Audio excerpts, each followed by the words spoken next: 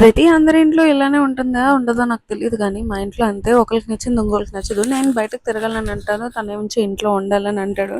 So, last year కూడా అలానే fort కొచ్చి వెళ్ళడం అయితే మిస్ అయిపోయామనమాట. ఈసారి మాత్రం అసలు తగ్గేదే లేదన్నట్టు ఈసారైతే వెళ్ళిపోతున్నాం. వెళ్ళడం ఏమో కానీ, వెళ్ళే ముందు కష్టాలు మాత్రం అసలు ఫుల్లు ట్రాఫిక్ అనమాట. అసలు రోడ్లే ఖాళీ ఉండవు.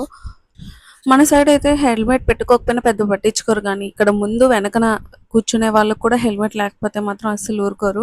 అండ్ ఫోర్ట్ కొచ్చిలో ఈ చెట్టుని చూడడానికి అస్సలు ఖాళీ ఉండదనమాట. డిసెంబర్ 25 నుంచి జనవరి 1 వరకు అయితే ఉంటుంది. సో, అస్సలు ఖాళీ ఉండదు. ట్రాఫిక్ ఫుల్ అయితే ఉంటుంది. అక్కడే మనకి చిన్న చిన్న స్టాల్స్ అవి కూడా తినడానికి ఫ్రూట్ జ్యూసెస్ అవన్నీ కూడా ఉంటాయన్నమాట. 31st నైట్ అయితే అసలు ఫోర్ట్ కొచ్చి సైడ్ అలౌవే చేయరంట. ఈవినింగ్ 3 ఆర్ 4 నుంచి అటు వెళ్ళే వేస్ అన్ని ఆపేస్తారు. అండ్ ఇక్కడ మా బుడ్డోడు చూసారా కొనగానే ఆనందపడిపోయి అవి చూడడానికి కూడా ఒప్పుకోవట్లేదు. ఇక్కడ ఫుల్ లైటింగ్స్ అనమాట. క్రిస్మస్ టైం కాబట్టి ఫుల్ లైట్స్ అయితే పెట్టారు. కేరళలో అయితే క్రిస్టియన్స్ అయితే కొంచెం ఎక్కువ కాబట్టి ప్రతి ఇంటికి చాలా లైటింగ్స్ అయితే ఉన్నాయన్నమాట.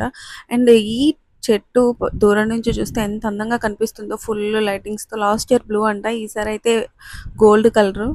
ఇది 31st నైట్‌కి కాల్చేస్తారు.